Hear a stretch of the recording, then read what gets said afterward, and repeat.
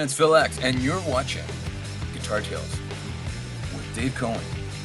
And Guitar Tales, Guitar Tales. Like, what else do you need, right? Guitar.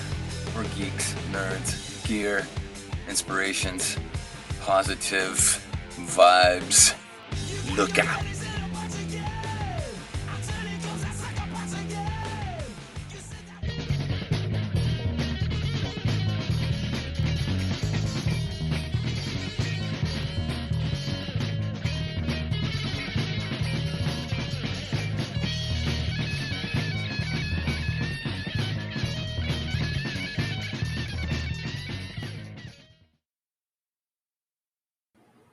And thank you, Phil X. You know, I love that bumper because it organically happens with a capital H. It was so cool. After our show, we asked him if he wouldn't mind doing a little bumper for us, and the magic occurred. So thank you again, Phil X. We also want to thank on this edition of Guitar Tales our dear friend from season 1 and sponsor of our show, Charles Larita of Mischief Studios. If you have any kind of recording needs, if you want to buy a guitar, well, everyone here wants to buy a guitar, many guitars. He sells great guitars. He gives lessons. He is a kick-ass guitar player. He is a kick-ass writer of great songs. He's a performer, and he has a recording studio on premises. What more do you need? And he's a good guy. I always like to tell people I did run into him at either ShopRite or Acme once. We had a nice chat after he did the show with us in season 1, but much more importantly than that, if you are anywhere in central New Jersey, anywhere in relative proximity to Pennington, New Jersey, if you want to buy a guitar, get a guitar fixed, record that great song you just wrote, get connected with other musicians in the central Jersey area. Charles will take care of you. Great guy, great musician, great store. Go over there to Mischief Studios and listen to his music, by the way. It's really good stuff. Second thing, I really, really, really want to thank all of our fans of the show for making our numbers start to rise significantly. Scott and I are getting some of the analytics in, and a lot of our shows are getting into some pretty reasonable numbers, and we appreciate everyone being patient with us as we grow and try to do a better job at bringing interesting and great musicians to you. So special thanks to Scott Guitarist Stengel, who really is the driver of making that happen. He works at Noise Network Studios as our producer, director, and social media connoisseur to make all of this happen. He puts the good stuff out there. He makes the clips. He books the guests. He makes this ugly face look relatively reasonable for our shows. So he's doing beautiful work. So thank you again, Scott Guitarist Engel.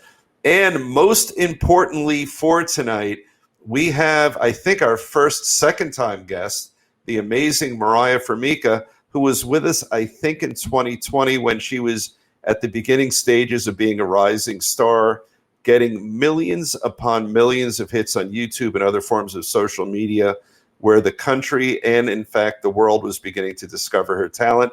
So, Moriah, thank you so much for joining us again.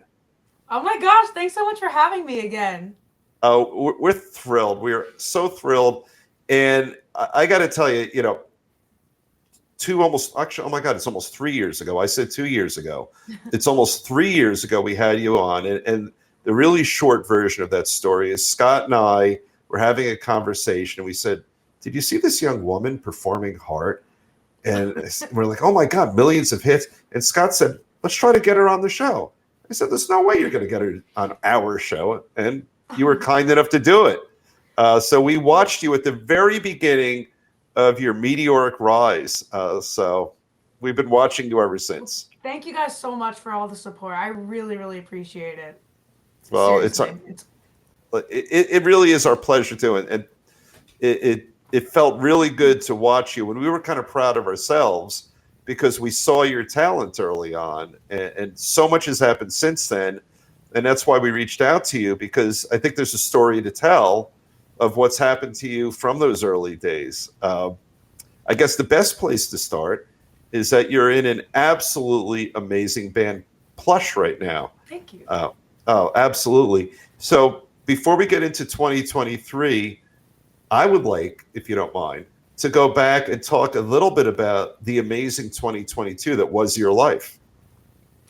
Yeah. Oh my gosh. So much stuff went down in 2022.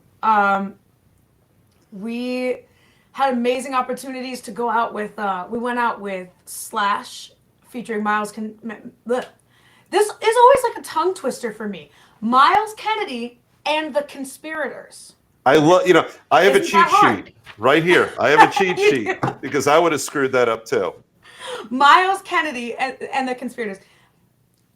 Such a great experience. I couldn't even believe. I mean, Slash. It's Slash. I mean, It's Slash. and dude, Myles Kennedy. Like I was two of my favorite people in rock music easily, and I just like between Myles' voice and Slash's guitar playing and his whole like persona, I was just like, it was a lot. So what was there an intimidation factor when you first met them?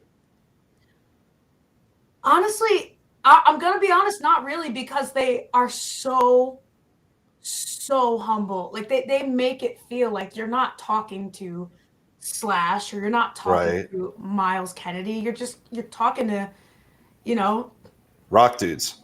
yeah, exactly. Just like they were just they're so down to earth and so humble. It's amazing and it's refreshing and it's like, I mean, before, yes, it was very like the ride out there, it was very like, oh man, I hope that, like hope, it's just, it is intimidating, but it really, really wasn't when we first got to meet them, because it was just, they just made it so easy to, they're such great people. They're so kind and humble. And I guess a part of it too, we watch, Scott and I watch from afar, on social media.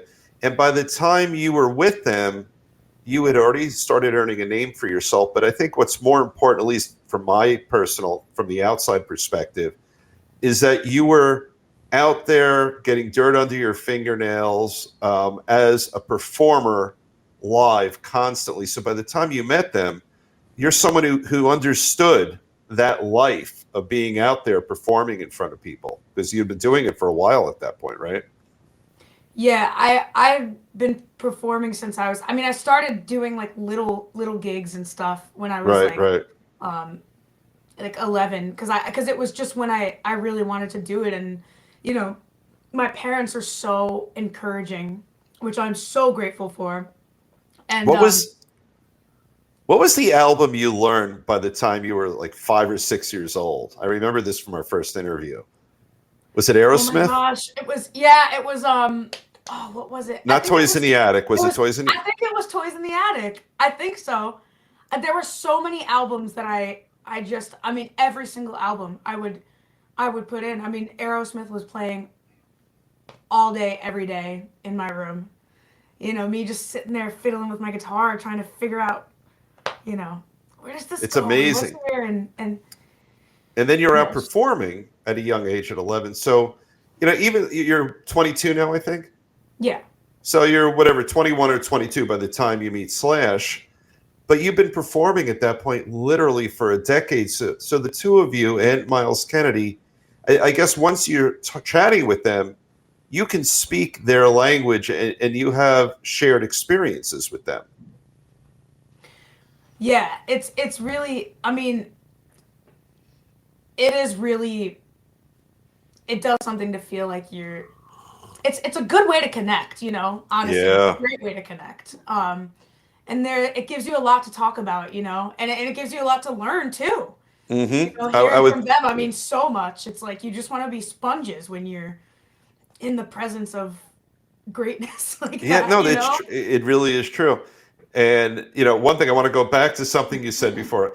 What people don't know, although I pointed out to them. So Scott is in the green room right now. We could see Scott in this like faded kind of picture, but he could write to us and like say, "Dave, you're being an idiot," and things like that, which he will do at times.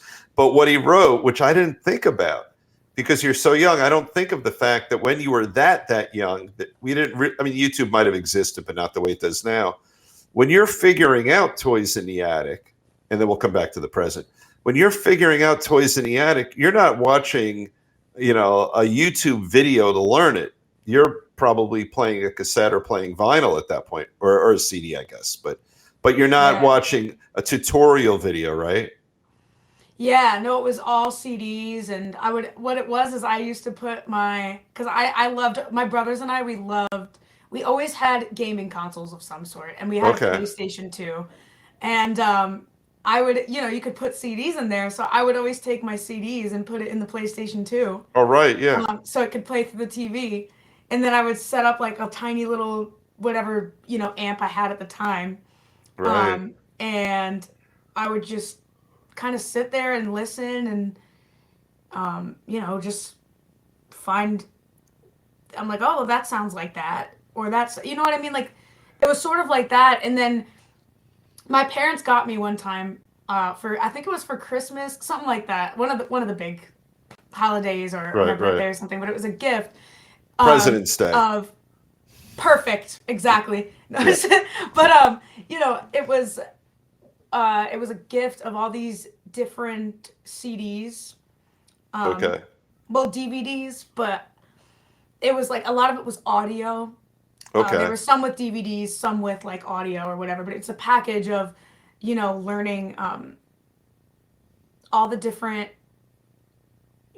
big classic riffs. And so like the first riff I ever learned was Back in Black. And the Oh, reason that I really? learned it, the way that I learned it was I, you know, would listen to these. It was a combination of kind of using ears and then listening to the guys on this audio CD or whatever.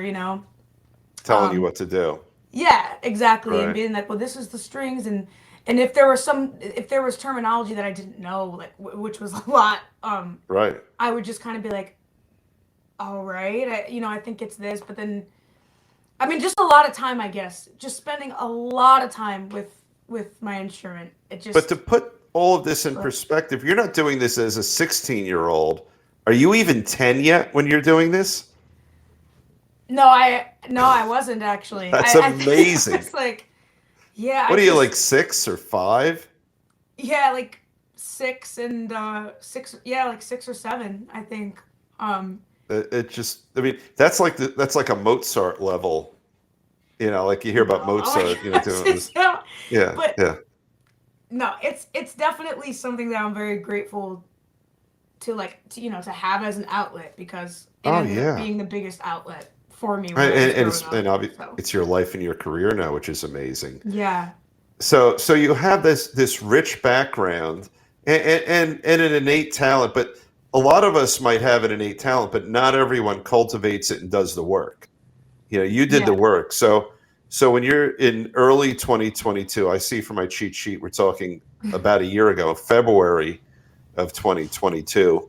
You have this wealth of experience. You've built your craft at that point, so you can speak the same language as Myles and as Slash, and they took you in. I take it. yeah. They were so sweet and caring and welcoming, and so supportive. And I believe actually, Todd Kearns, who's amazing. I love him. He's so awesome. But Todd Kearns was so kind and so sweet. He actually wore our t-shirt, one of our t-shirts, one night on stage. Oh, that's Which, beyond cool.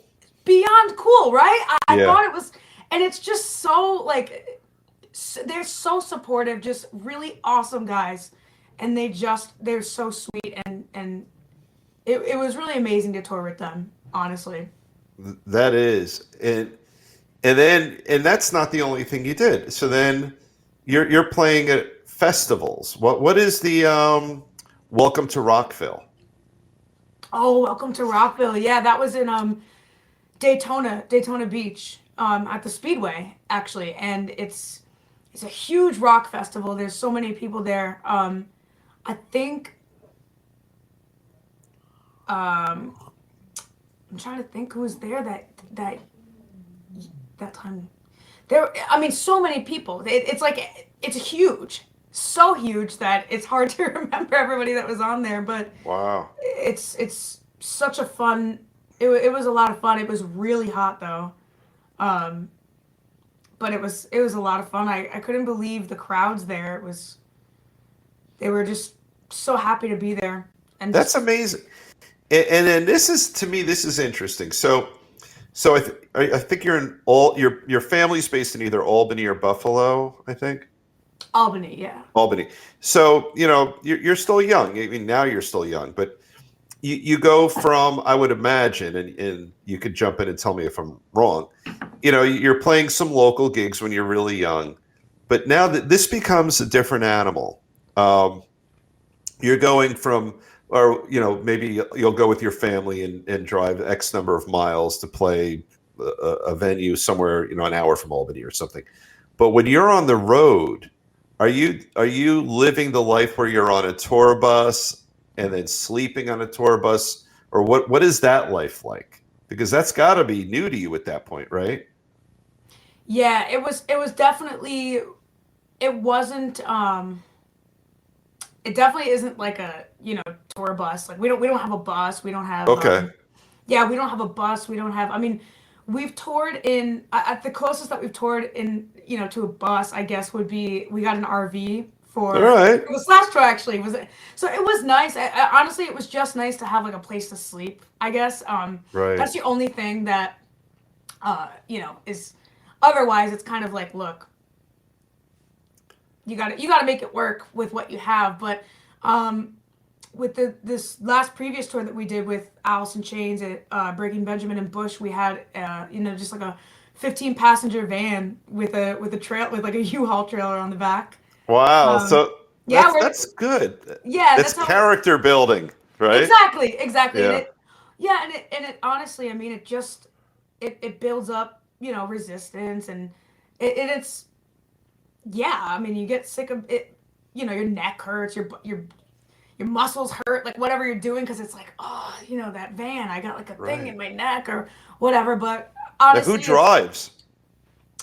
our tour manager, or on previous ones we've had a driver. Okay. So we've So got, so yeah. so this is something I'm Well, unfamiliar with, and I'm guessing a lot of people listening are unfamiliar with. So let's say you have you play a gig and your next one is 15 hours away. Is that something that happens with you?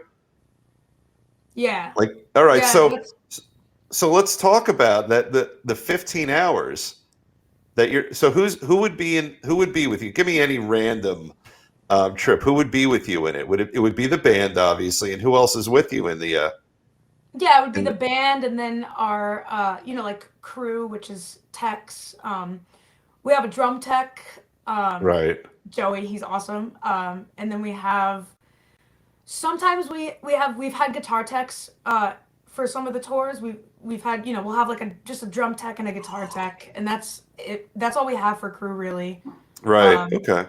and then, but yeah, but it's very minimal, and we have a very small, team and circle as of right now.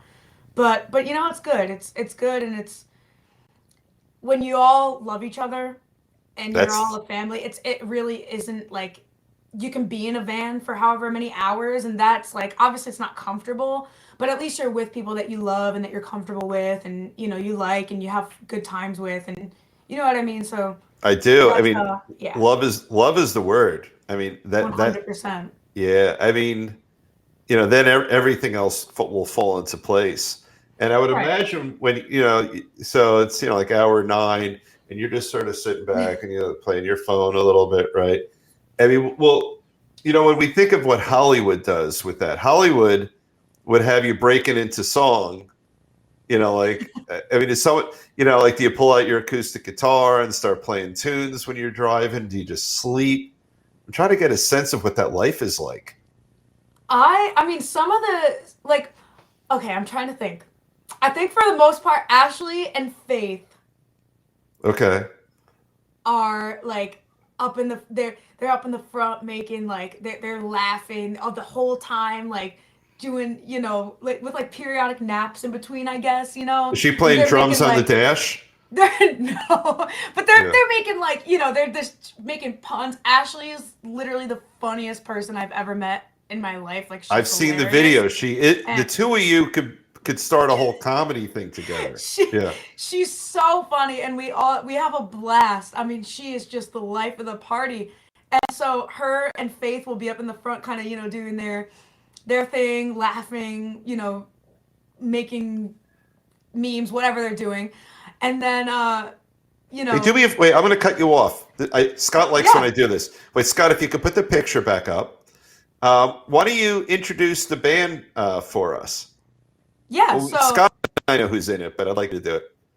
yeah, so I guess on my In the dark outfit low. How about that?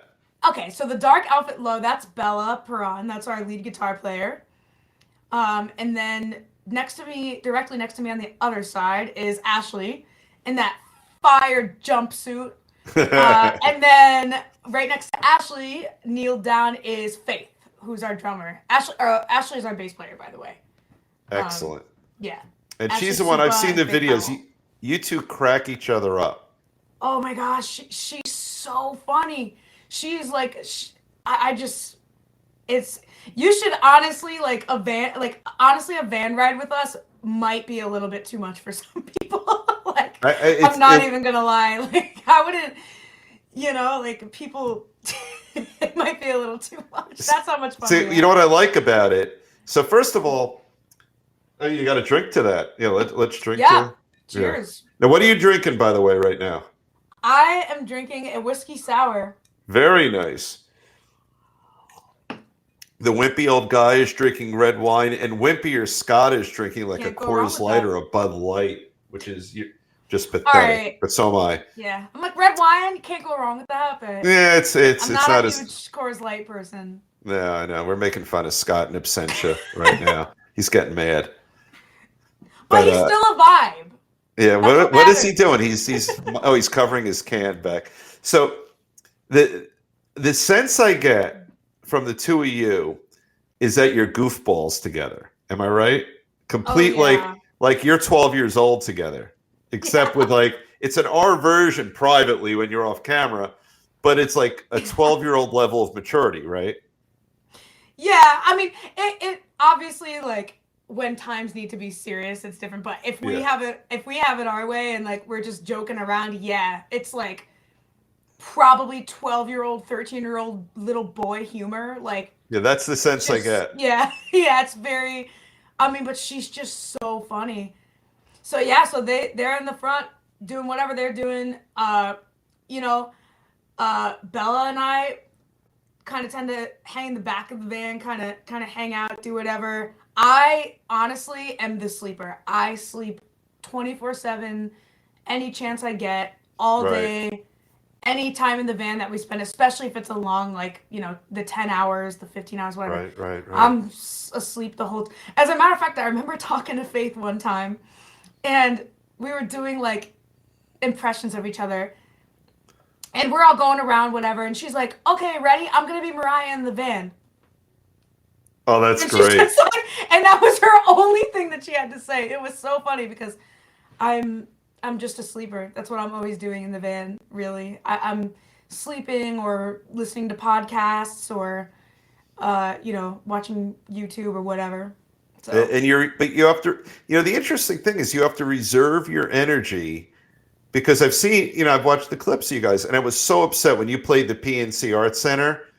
I had every intention of reaching out to you to try to go on ahead. I think I was out of the country at that time, but I would have loved to have seen you guys. But I've seen your performances, not live, but at least on, you know, on video. And you're like my pooch right now, who's sleeping. You know, you're either at 0 miles an hour or you're at 100 miles an hour, right? Yeah. So yeah, pretty much. When you're on stage, I've seen, and you're all of you put so much energy into those shows. And it's like a. That's a good rock face in that picture. Thank you. Yeah, that's why I just, you know, it's just an outlet for. But it's real when it's coming from you. That's not a bullshit. Rock face. I've watched it. I could tell if people are just putting on airs. You're feeling it when you make that face, right? For sure. I definitely. I'm not gonna go as far to say like possession because that's a little dramatic, but like, Yeah. some people talk about like, or like Beyonce, right? Like she talks about like her alter ego, I guess, whenever she hits the stage. She calls it like Sasha Fierce or something like that. It's not the same in any way, but I'm just saying like it's very I get where people do have some people just come alive when they're on stage and it's a different you just are so taken by the moment that it's just you get it's just you're super invested, which is how it should be, of course. No, we've had that a few times on Guitar Tales. Back in the early days when we were in the studio, we would have live performances, and we had Lisa Sherman on, and we actually had a whole discussion. And I said, "You were just inhabited," and she's like, "Yes, I was. Yes, I was." And we had Nixon's Head, and my good friend Andy went on, and he is the most mild-mannered guy in the world, except when he's performing, and then he's a freaking maniac, in a good way, of course. And then then something will inhabit him, and so right now you could be goofy with me on our little interview here. You guys could be goofy in the van, but I'm guessing something inhabits you when you're hopping on stage, and there's a power to it. Yeah, 100%. It is power. Yeah, it definitely is, and I think it's just really overwhelming when you get. I mean, in the best way, but Right. It's very overwhelming and intense when you can really just focus all your energy, like literally anything. I mean, it's cliche. Everybody's like, just leave it all on the stage, but it's true. Right. Like, Yeah. anything that you know, felt that day that was negative or something, any sort of stress or just like, or great joy, like that you just need. I mean, any emotion, I feel like, regardless of whether it's positive or negative, can be overwhelming. Like, even if you're so overjoyed about something, it can be overwhelming, and it's good to have an outlet to get that out. It comes right through you. Yeah, and then when you have other people in the crowd to share it with, there's no feeling that is like, I can't describe that feeling, and I can. I'm going to describe it. I will describe it right now by having Scott, if you wouldn't mind, putting on your TSO performance. One of your TSO performances, Transiberian Orchestra. Really, we're going to go there? Oh, we're going right there. We are, Moriah.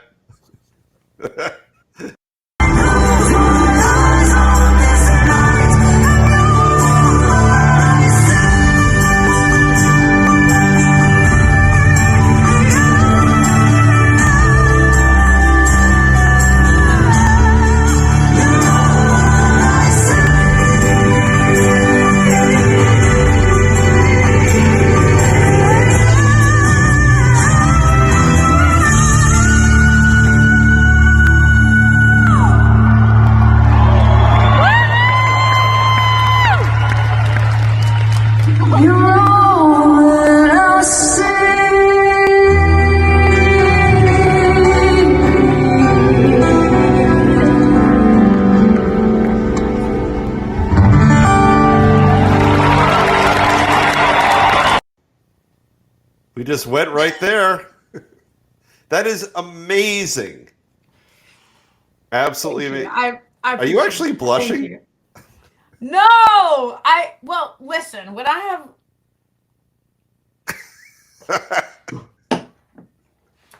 maybe it's the heat from the alcohol, okay?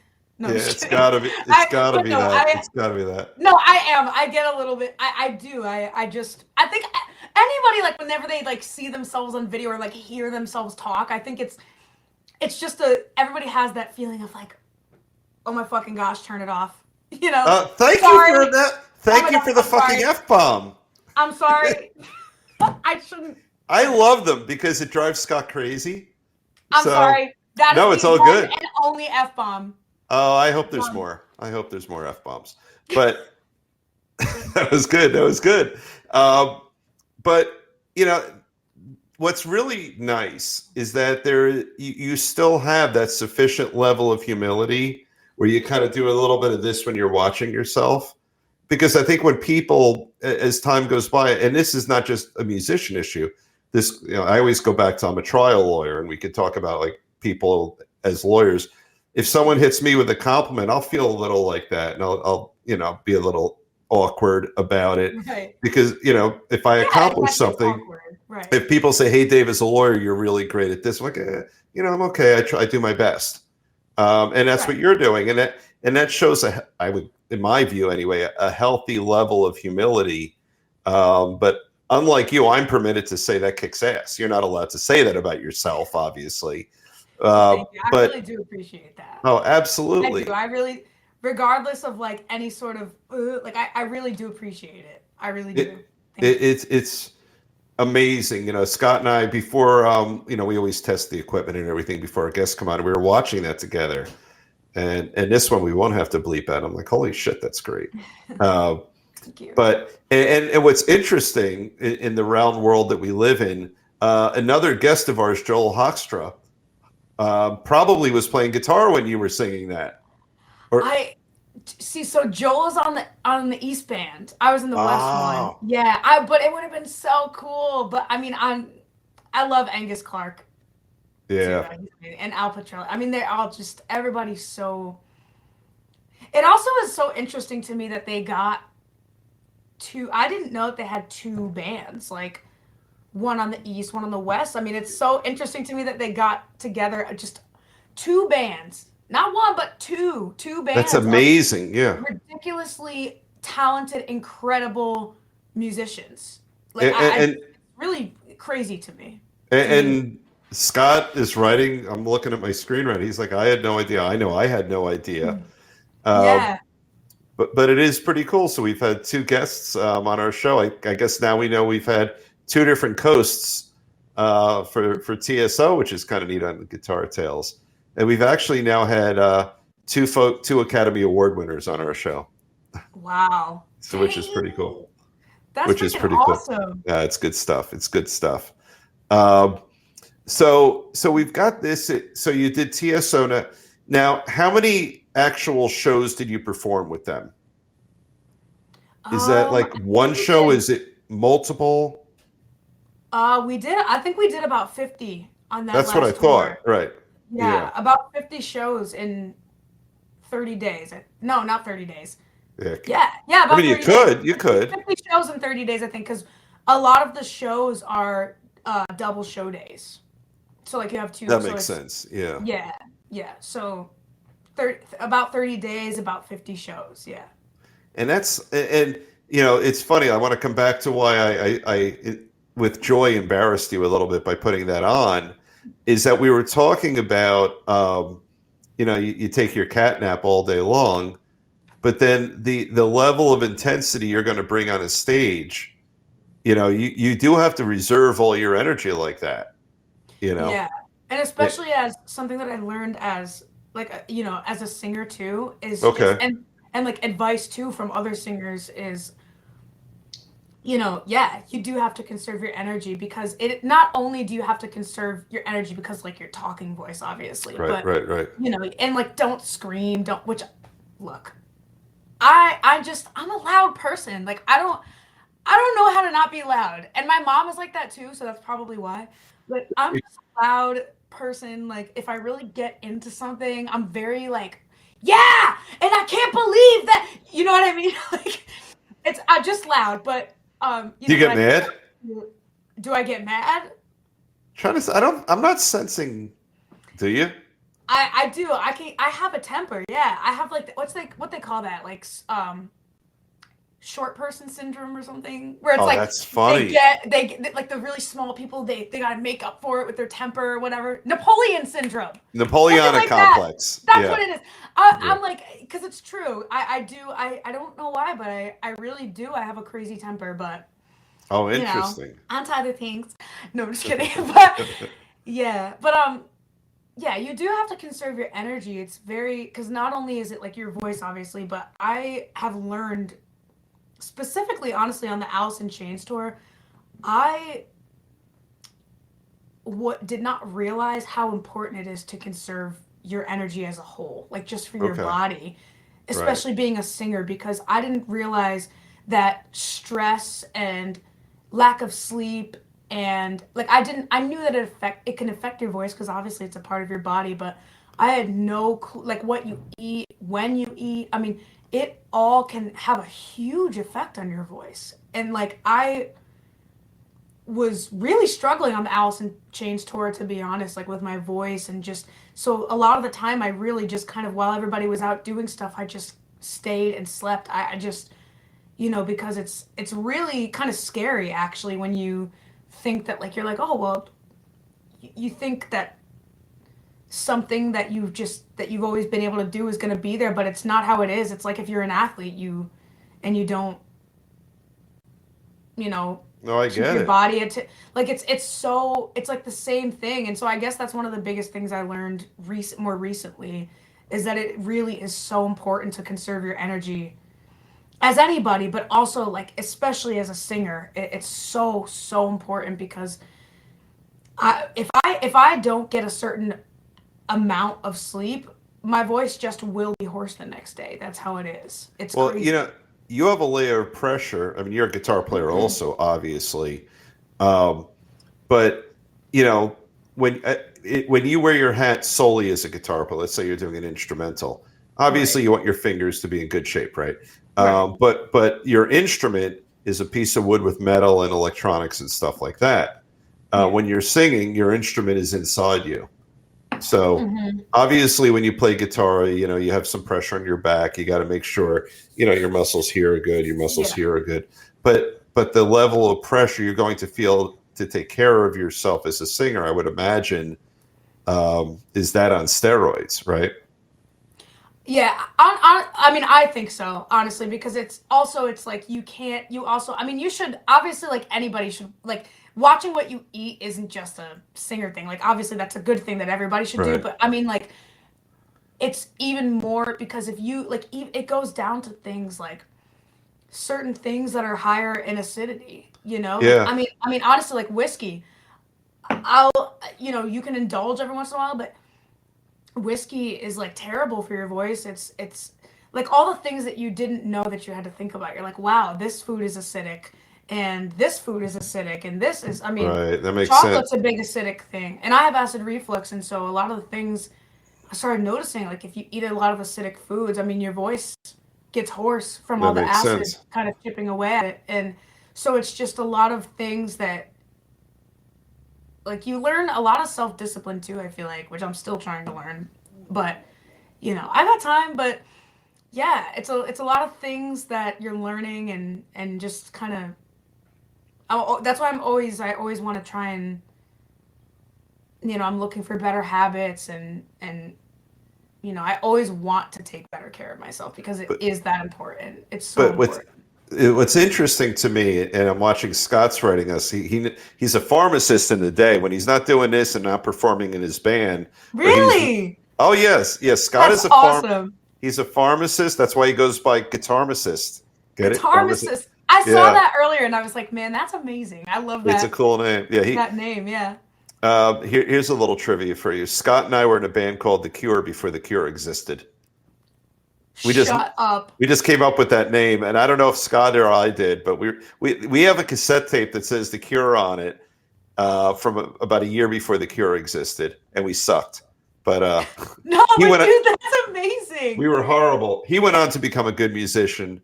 I didn't, but Okay, that makes me but feel like okay because there's also this band that is from South Africa that's called Plush, and everybody thinks a lot of people have come up to us like still, and they're like, "Oh, you guys are from South Africa," because I think that there was like a mix up with like if you were to like Google Plush, the right. Wikipedia comes up and it says that Well, there's a from 19. South Africa, but that's interesting because it doesn't make me feel like such a jerk for like taking because when I first saw that I was like, oh my gosh, like we have to change it. Like we're horrible people. We just took somebody's name. Like you know what I mean? Yeah. Well, So, Scott and I actually we sued them. We got $2 million each, and we're fine now. I made that up. I made that up. No, no, it that's doesn't matter. amazing. No, I'm just Yeah. kidding. But I want to come back to your comment about the whiskey. Because you made me think. My freshman year in college, we recruited a lovely woman a girl back then, not a woman, but she sang in her church choir. And to get her revved up for rock and roll before our first gig, which was a gig in like a dorm, it wasn't a real gig, but it was a gig.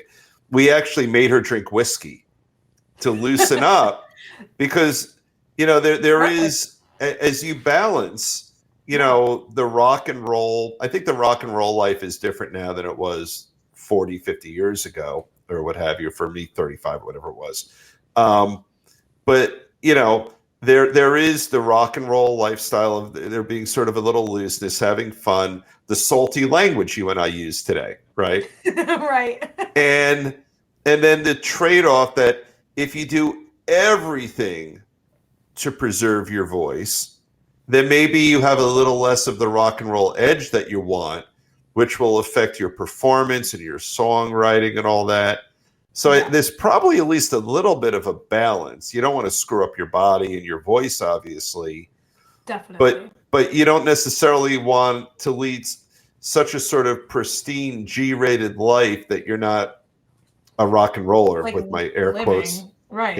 No, I completely agree with you. It's more just about, like you said, like just balance and self-discipline. That's it. It's not like, oh, you can never indulge in this, or you can't even do it like a couple days.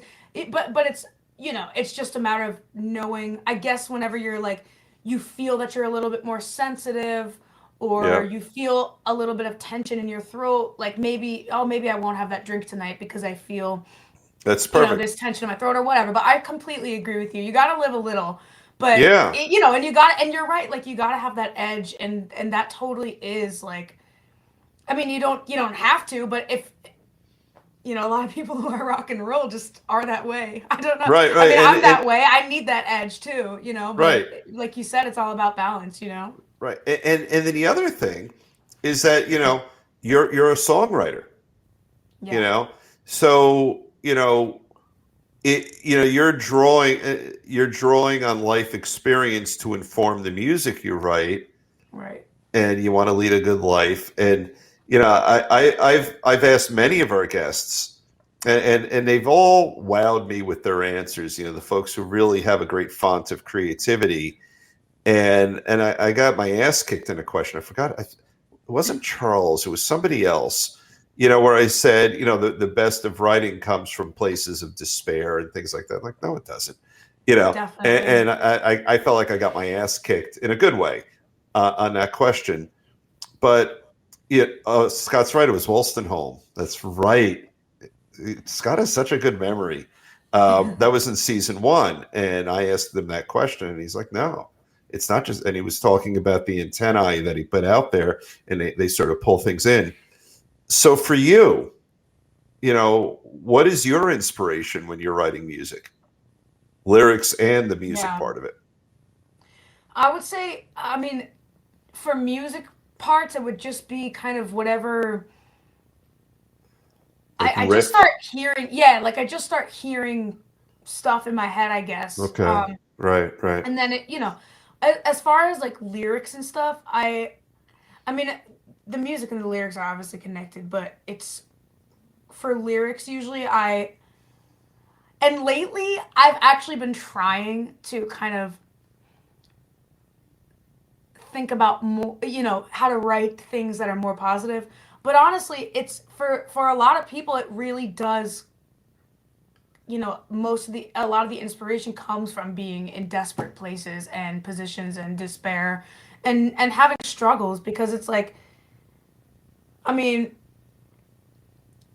I just think that when you feel so uncomfortable or so intense about things, and it's like, I feel like that's how humans are. It's unfortunately, it's like a bunch of positive things can happen, but I feel like for a lot of people, the really negative and devastating things, they just have more of an impact. It's just more intense. For me, that's how it is, and so I share that view. Yeah, it makes sense to me. Yeah, I mean, I don't think that that's the only, I mean, it's obviously not the only, the best Right. songs come out of that all the time, but for me personally, in my experience, that's, and I know, I know we'll have that song that's like positivity, party, whatever. But for me right now in my life, I just draw the most inspiration from, and I think it mainly comes from feeling like you don't have as much of an outlet with the negative things because people don't want to open up and talk about things that they struggle with or Right. just how deep things are or get or how intense or sometimes you just can't articulate it in talking words. I mean, like it's I think that it, you know, regardless of whatever emotion you're coming from, I feel like it, you know, but I just, that's just how it is for me personally. Well, it's interesting to me because I came up with two really random songs on opposite ends of the spectrum. You've got, I thought of Walking on Sunshine, right? Yeah. Just Yeah, like this sort of, that's a really happy song. Yeah. it's a really happy song. And it's a great And one. then, and let's, you're too young, but I'm going to test your rock and roll knowledge. You probably know it. Oh, no. I Don't Like Mondays, Boomtown Rats. Do you know that song? Oh, we're going to have to send that to you. Oh, it's a I'm a special fake song. rock and roller. Yeah, it's a, but the Boomtown Rats, the guy who created Live Aid, came up with a song I Don't Like Mondays, based on a horrible series of events. I won't get into all the details, Yeah. but when you have a dark song, I don't think I know it serves to help people lift themselves out of a dark place. So there are those songs that are really happy that make us, we're already happy and we celebrate our happiness, and that's a wonderful thing. But maybe the more important thing that music can do is take the people who are down here and sort of help lift themselves up and say, hey, I've felt the same way, and we could share that experience and kind of make ourselves feel better together, or at least just commiserate together, 100%. And that's, Yeah. honestly, like, not to be cheesy, but that really is such a beautiful thing. Like, when you I think about agree. it, it's so beautiful because that is, and I agree, it's totally, everybody has a different purpose, and I feel like that is a big part of my personal purpose is helping people out of, places where it feels impossible, because that's what other bands did for me. And the music that I listened to and that I still listen to, it isn't happy. Yeah. Most of it isn't happy. I mean, Give us a good example. I want to hear about some of your, for that genre. Yeah, I mean, honestly, my all-time favorite band is Korn, and the biggest reason because of that, the biggest reason that is because you hear the agony in their music. You hear the pain from Jonathan Davis's voice. He cries at the end of some of their songs, he put those raw moments in there from just being broken, desperate. Like, you can hear those lyrics. It's heavy, it's dark, it's painful.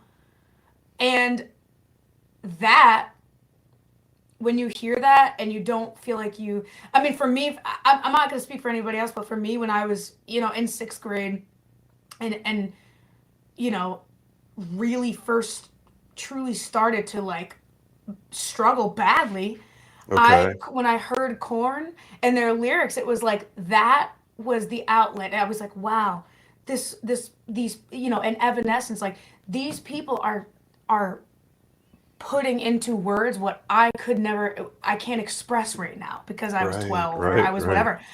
That's so important. Like, I don't think that people, like, grasp, like, all these people who are like, why are your song titles so negative? Why is everything about this and that, blah, blah, blah. You don't understand how important it is for people to be able to hear stuff like that. And you don't understand how important it is also for the people who are writing the songs too.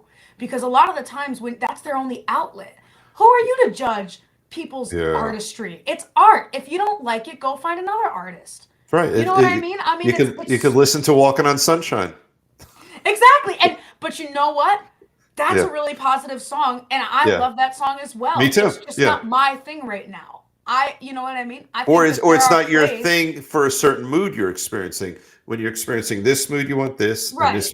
Yeah. Exactly. But for me, it's not something that But I do love to. I personally love to listen to feel good songs like that too. It's just it's harder for me personally as a person to write them because it's all based on your experiences and what you Right. know what And I mean. Like, no, so it's that's like, just what I think. Yeah. yeah, I'm on the same page. Yeah. Scott Scott just wrote, "We need a heavy version of Walking on Sunshine." That would be I'm pretty walking cool. on sunshine. Let's hear it. Keep going. Whoa! I'm walking. No, just- That works. I like it. I like it. All right, that's Plush's next big hit. You got to go with a really dark version of Walking on Walking on Sunshine. sunshine Yeah, that's right. out this Um, spring yeah, that's right. Out next spring. when the Scott sunshine wrote comes. it. Sorry. Let me hear one more lyric. Let me hear it one more time. Let's hear a little more. No, I didn't have a lyric, but I was just gonna say it comes. It's gonna be out this spring when the sun comes back. But that was not. Oh, I on like me. that. And it I also like doesn't that. apply to everyone who's listening. Doesn't apply to everyone. Here, let's hear one more gritty Walking on Sunshine. Let's hear it. Oh, I gotta get in the zone. Hold on. Okay. All right. Wait, let me get a sip of this first. That's right. You need that, like my old singer did. I'm walking on sunshine. No, I'm just kidding. Whoa.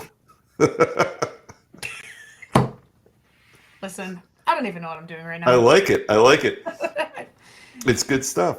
So you gave us another great segue.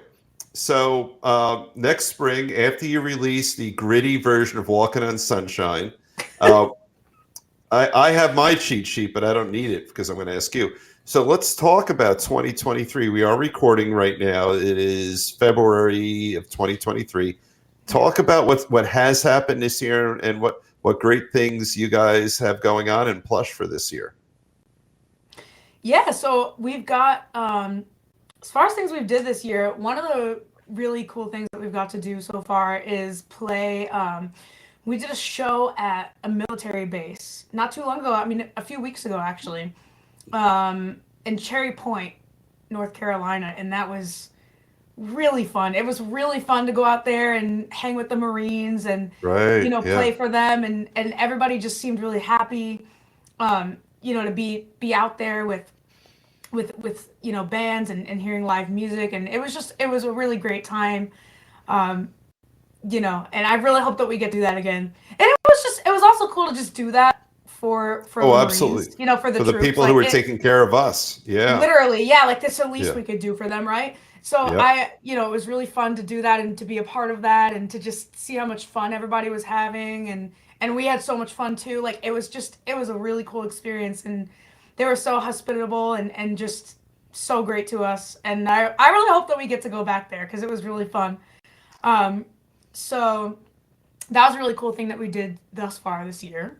Very nice. As far as plans for this year, 2023, right now we're just focusing really on getting new music out. And we don't really have we don't have shows until this summer.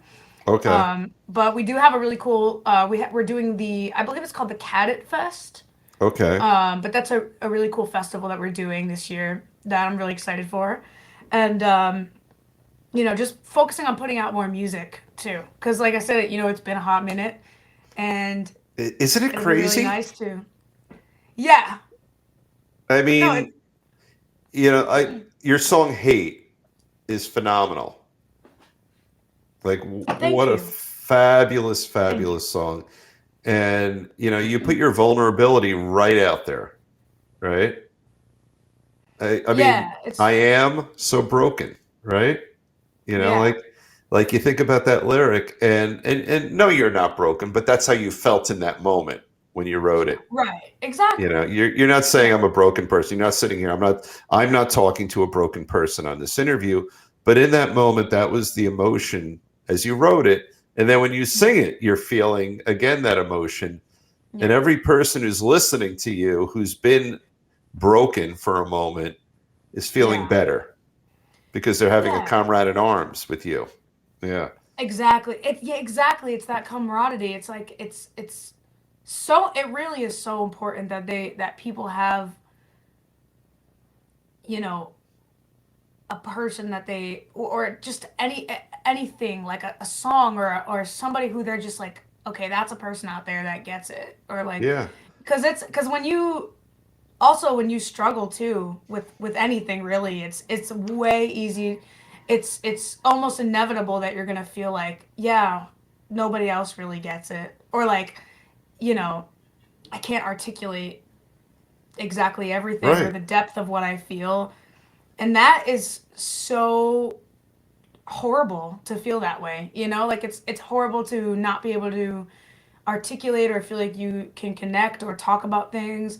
And like as I get older, or as I got older, I guess I'm not that Yeah. I'm like old or anything, but as I like when I wrote that song, as I got older, since I wrote that song, I Yep. Yep. realized, it's not, people are not, like a lot of my friends in high school, I look, I'm so grateful because I have an amazing support system. I have my family. My Yep. family is a very ride or die family. We have each other's backs regardless of what. We listen to each other. We know each other like the back of our hands. But I find that is not, it is not like a lot of my friends, most of them were not super close with their families. They didn't feel like they could, especially in that age group, like the high school, and like college age group, like they didn't feel like they could, a lot of my friends would be like, oh, I would never tell my parents that, like, or I would never tell so and so that, like, I don't, what do they, I don't, they would never get it, or I can't tell them what, you know what I mean? And so it's like there's a barrier, I feel like, that's broken when you write a song that people hear and they hear it, and like I said earlier, it's like you're just like, wow, this person is putting into words what I feel, rather than just being like, hey, I get it. It's more because you're describing it in a song. And Well, also the music plays a part too. it's Like it, huge. And so as we sort of round out this lovely chat, and the time flies on our show, yeah. you know, we've been actually chatting for about an hour now. It's It's crazy. It amazing. doesn't feel like it at No, all. it never does. And but here's a beautiful thought I want to share with you. So you talked about a couple of things tonight. You talked about the power that will sort of get channeled through you as you talk. Yeah. You have the family who supports you, your ride or die family. But here's what's amazing: your ride or die family put you in a position to help you do for the people who watch you perform what Korn did for you. Wow. Yeah, You that's know, yeah. And so that is beautiful. That's wow. you're doing for them what Korn did for you way back when. You know, Right. And I that's honestly my, like, that's my goal. That's one of our biggest goals in Plush too. Like we all just want to be there. We want to inspire people. We want to lift people up.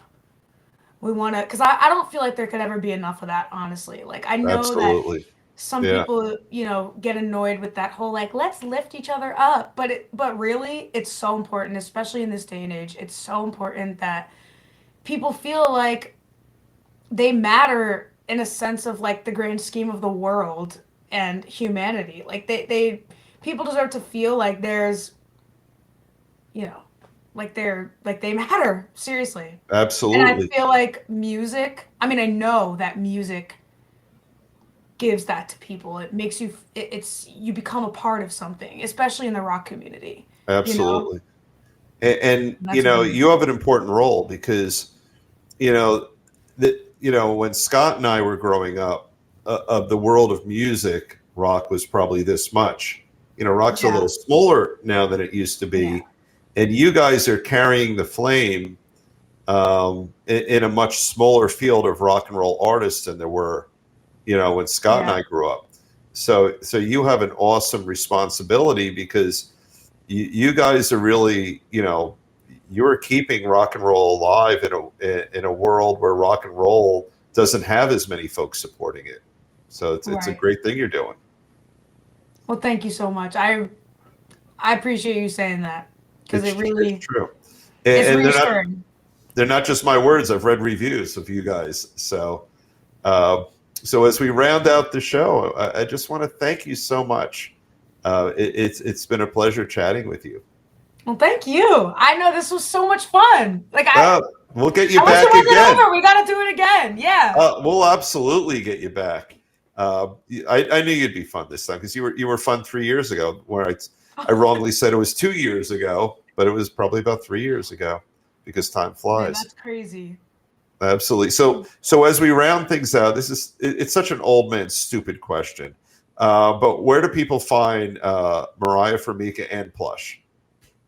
Yeah, so you can find Plush on all social media platforms. On Instagram and Twitter, we are at Plush Rocks. On Facebook, we are Plush Official, and we also have a website called plushrocks.net. And you can find me on all social media platforms as well. Sorry, the whiskey's kicking in. Anyways, good. Yeah, so I'm at Moriah Formica on all platforms.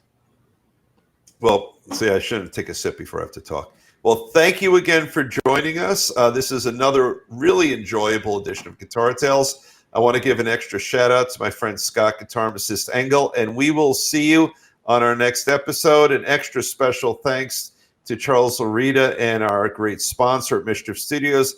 Have a great night. I'm number two. No, I was the second. That's right. I was the second one. The second on Guitar Tales, ladies and gentlemen. You're watching it right now. I'm Big Daddy Ed with the Amish Outlaws. I gotta go back to work. Here we go.